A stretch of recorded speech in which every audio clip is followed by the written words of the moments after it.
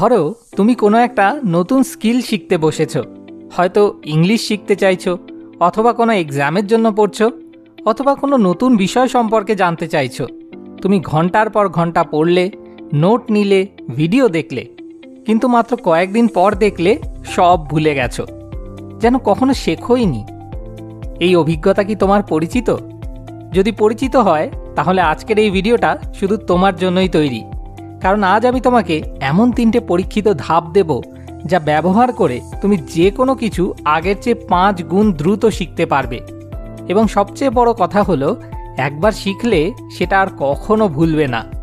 তাই পুরো ভিডিওটা মনোযোগ দিয়ে দেখো, কারণ শেষে যা জানতে পারবে সেটা তোমার জীবন বদলে দেওয়ার ক্ষমতা রাখে। এখন প্রশ্ন হলো, এত কষ্ট করেও কেন আমরা কিছু শিখতে পারি না? এত পড়ার পরেও কেন সব ভুলে যাই? এর পেছনে একটা গভীর মনস্তাত্ত্বিক কারণ আছে যা বেশিরভাগ মানুষ জানেই না। আমাদের মস্তিষ্ক একটা বিশেষ নিয়মে কাজ করে। কোনো তথ্য যদি বারবার ব্যবহার না হয় তাহলে মস্তিষ্ক সেটাকে অপ্রয়োজনীয় মনে করে এবং ধীরে ধীরে মুছে ফেলে। এটাকে বিজ্ঞানীরা বলেন use it or lose it principle. German মনোবিজ্ঞানী হারমান এভিঙ্গাস 1880 সালে একটা যুগান্তকারী গবেষণায় দেখিয়েছিলেন যে নতুন কিছু শেখার মাত্র 24 ঘন্টার মধ্যে আমরা সেই তথ্যের প্রায় 50% ভুলে যাই। এক সপ্তাহ পরে ভুলে যাই প্রায় 70%, আর 1 মাস পরে মনে থাকে মাত্র 10 থেকে 20%। এই গবেষণাটি ফরগেটিং কার্ভ নামে বিখ্যাত। কিন্তু আসল সমস্যাটা কোথায়? সমস্যা হলো আমরা যেভাবে শিখি সেই পদ্ধতিতে। বেশিরভাগ মানুষ শেখার সময় যা করে তা হলো বারবার পড়া, হাইলাইট করা, নোট নেওয়া বা ভিডিও দেখা। এগুলো সবই হলো প্যাসিভ লার্নিং, মানে তুমি শুধু তথ্য গ্রহণ করছো, কিন্তু মস্তিষ্ক সেটাকে সত্যিকারের কাজে লাগাচ্ছে না। একটা সহজ উদাহরণ দিই। ধরো তুমি একটা শক্ত পাথরের উপর বারবার জল ঢালছো। জল পড়ছে কিন্তু ভেতরে ঢুকছে না, সব গড়িয়ে যাচ্ছে। কিন্তু যদি একটা স্পঞ্জের উপর জল ঢালো, সে সঙ্গে সঙ্গে সব শুষে নেয়। আমাদের মস্তিষ্ক ঠিক একইভাবে কাজ করে। প্যাসিভ লার্নিং হলো পাথরে জল ঢালার মতো। আর আজ আমি তোমাকে যে 3টে ধাপ শেখাবো সেগুলো তোমার মস্তিষ্ককে একটা শক্তিশালী স্পঞ্জে পরিণত করবে। চলো শুরু করি। প্রথম ধাপ হলো ফেইনম্যান টেকনিক। নোবেল প্রাইজ বিজয়ী ফিজিসিস্ট রিচার্ড ফেইনম্যান ছিলেন পৃথিবীর অন্যতম সেরা বিজ্ঞানী এবং শিক্ষক। তার সবচেয়ে বড় বিশ্বাস ছিল, যদি তুমি কোনো বিষয় সত্যিই বুঝে থাকো তাহলে তুমি সেটা একটা ছোট্ট বাচ্চাকেও বুঝিয়ে দিতে পারবে। এই একটা ধারণাকে কেন্দ্র করেই তৈরি হয়েছে ফেইনম্যান টেকনিক। এই টেকনিক কিভাবে কাজ করে? খুবই সহজ। যখনই তুমি নতুন কিছু শিখবে, সেটা শেখার পরে একটু থামো। তারপর মনে মনে কল্পনা করো যে তুমি একটা ক্লাসে দাঁড়িয়ে আছো এবং তোমার সামনে একজন ছোট্ট বাচ্চা বসে আছে, যে এই বিষয় সম্পর্কে কিছুই জানে না। এখন তুমি কি তাকে এই বিষয়টা বোঝাতে পারবে? নিজেকে জিজ্ঞেস করো, আমি কি সত্যিই এটা এত সহজ ভাষায় বলতে পারছি? যেখানে আটকে যাবে, বুঝবে সেখানেই তোমার জ্ঞানের ফাঁক আছে। তখন আবার ফিরে গিয়ে সেই অংশটা পড়ো এবং বোঝার চেষ্টা করো। উদাহরণ হিসেবে ধরো, তুমি কম্পাউন্ড ইন্টারেস্ট বিষয়টা শিখলে। এখন যদি কাউকে বোঝাতে গিয়ে আটকে যাও, বুঝবে তুমি আসলে পুরোটা বোঝোনি। কিন্তু যদি বলতে পারো, ধরো তোমার কাছে 100 টাকা আছে, প্রতি বছর তাতে 10% যোগ হয়। প্রথম বছর 110 হলো, দ্বিতীয় বছর 121 হলো, কারণ এবার 110-এর উপর সুদ পেলে। এইভাবে টাকা বাড়তে থাকে। তাহলে বুঝবে তুমি সত্যিই শিখেছ। ফেইনম্যান বলতেন, if you can't explain it simply, you don't understand it well enough. এই একটি কথাই শেখার পুরো দর্শন বদলে দেওয়ার ক্ষমতা রাখে। তাই আজ থেকেই এই অভ্যাস তৈরি করো। যা শিখবে তা নিজের ভাষায় বোঝানোর চেষ্টা করো। দ্বিতীয় ধাপ হলো স্পেসড রিপিটিশন। তুমি কি জানো কেন এক্সামের আগের রাতে সব পড়লেও পরের দিন অধিকাংশ কিছুই ভুলে যাও? কারণ যখন আমরা একসাথে অনেক কিছু পড়ি, মস্তিষ্ক সেগুলো লং টার্ম মেমোরিতে স্টোর করার সুযোগ পায় না। এটাকে বলা হয় ক্র্যামিং, এবং এটা শেখার সবচেয়ে অকার্যকর পদ্ধতিগুলোর মধ্যে একটা।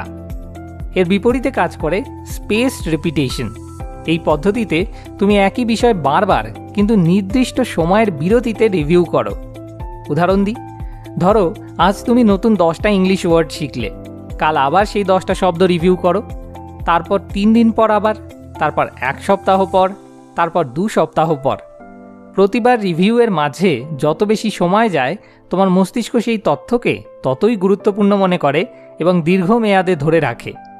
বিখ্যাত বই মেক ইট স্টিকে লেখক পিটার সি ব্রাউন দেখিয়েছেন যে স্পেসড রিপিটিশন ব্যবহার করে শেখা তথ্য ক্র্যামিংয়ের চেয়ে প্রায় 5 থেকে 7 গুণ বেশি দিন মনে থাকে। তুমি চাইলে অ্যাঙ্কি বা কুইজলেটের মতো ফ্রি অ্যাপ ব্যবহার করতে পারো, যেগুলো অটোমেটিক্যালি তোমাকে সঠিক সময়ে সঠিক বিষয় রিভিউ করতে বলবে। এই ছোট্ট অভ্যাসটাই তোমার শেখার গতি এবং গভীরতা দুটোই বদলে দেবে। মনে রেখো, শেখার ক্ষেত্রে টাইমিং সবচেয়ে বড় হাতিয়ার। তৃতীয় এবং সবচেয়ে শক্তিশালী ধাপ হলো অ্যাক্টিভ রিকল। বেশিরভাগ মানুষ কোনো কিছু পড়ার পরে আবার পড়ে, বারবার পড়ে, কিন্তু গবেষণা বলছে এটা সময়ের অপচয়। এর চেয়ে অনেক বেশি কার্যকর পদ্ধতি হলো নিজেকে প্রশ্ন করা, নিজেকে পরীক্ষা করা।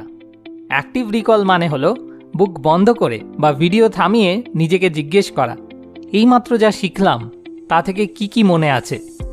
এই পদ্ধতি কেন এত শক্তিশালী? কারণ যখন তুমি কোনো তথ্য মনে করার চেষ্টা করো, তখন মস্তিষ্ক সেই নিউরাল পাথওয়েকে আরও শক্তিশালী করে। প্রতিবার মনে করার চেষ্টা করলে সেই সংযোগ আরও দৃঢ় হয়। এটা ঠিক একটা পেশির মতো, যত বেশি ব্যায়াম করবে পেশি তত শক্তিশালী হবে। কিভাবে অ্যাক্টিভ রিকল করবে? 3টে সহজ উপায় আছে। প্রথম উপায়, কোনো চ্যাপ্টার পড়ার পর বই বন্ধ করো এবং একটা সাদা কাগজে লেখো এইমাত্র কি শিখলে। সব মনে না থাকলেও সমস্যা নেই, যতটুকু মনে আছে ততটুকু লেখো। তারপর বই খুলে মিলিয়ে দেখো কোথায় ভুল হলো। দ্বিতীয় উপায়, পড়ার আগেই প্রশ্ন তৈরি করো।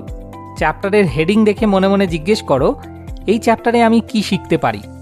পড়ার পর দেখো সেই প্রশ্নের উত্তর দিতে পারছো কিনা। তৃতীয় উপায়, কাউকে শেখাও। তোমার বন্ধু, পরিবারের কাউকে বা এমনকি নিজেকেও শেখাতে পারো। এটা ফেইনম্যান টেকনিকের সাথে মিলিয়ে ব্যবহার করলে ফলাফল আরও বহুগুণ শক্তিশালী হয়। হার্ভার্ড ইউনিভার্সিটির শিক্ষা গবেষণায় দেখা গেছে যে যারা শুধু পড়ে তাদের তুলনায় যারা অ্যাক্টিভ রিকল ব্যবহার করে, তারা একই পরিমাণ সময়ে প্রায় 50% বেশি তথ্য মনে রাখতে পারে। ভাবো একটু, একই সময় খরচ করে দ্বিগুণ ফলাফল। এটাই হলো স্মার্ট লার্নিং আর হার্ড লার্নিংয়ের পার্থক্য। এখন চলো পুরো বিষয়টা একবার দ্রুত মনে করি। আজ আমরা 3টে শক্তিশালী পদক্ষেপ শিখলাম। প্রথম ধাপ হলো ফেইনম্যান টেকনিক। যা শিখবে তা সহজ ভাষায় ব্যাখ্যা করার চেষ্টা করো, যেন তুমি একটা বাচ্চাকে বোঝাচ্ছ। যেখানে আটকে যাবে সেখানেই ফিরে যাও এবং গভীর করে বোঝো। দ্বিতীয় ধাপ হলো স্পেসড রিপিটেশন। একসাথে অনেক পড়ার বদলে নির্দিষ্ট বিরতিতে বারবার রিভিউ করো। এতে মস্তিষ্ক তথ্যকে দীর্ঘমেয়াদে ধরে রাখে এবং ভোলার সুযোগ পায় না। তৃতীয় ধাপ হলো অ্যাক্টিভ রিকল। বই বন্ধ করে নিজেকে প্রশ্ন করো, নিজে থেকে মনে করার চেষ্টা করো। এটা তোমার মস্তিষ্কের সংযোগগুলোকে শক্তিশালী করে এবং তোমাকে দ্রুততর শিক্ষার্থী বানায়। এই 3টে পদ্ধতি একসাথে ব্যবহার করলে তুমি যে কোনো বিষয়ে আগের চেয়ে 5 গুণ দ্রুত এবং অনেক বেশি কার্যকরভাবে শিখতে পারবে। পড়াশোনার সময় কমবে না, বরং সেই একই সময়ে তুমি পাবে অনেক বেশি ফলাফল।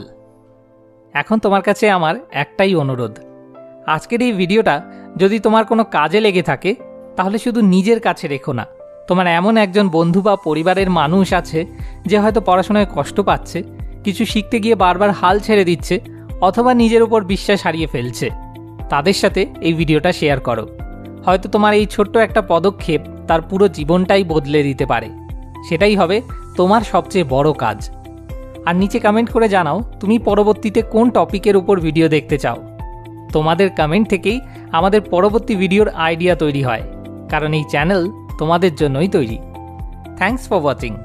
মোর উইজডম, মোর সলিউশন, বেটার লাইফ।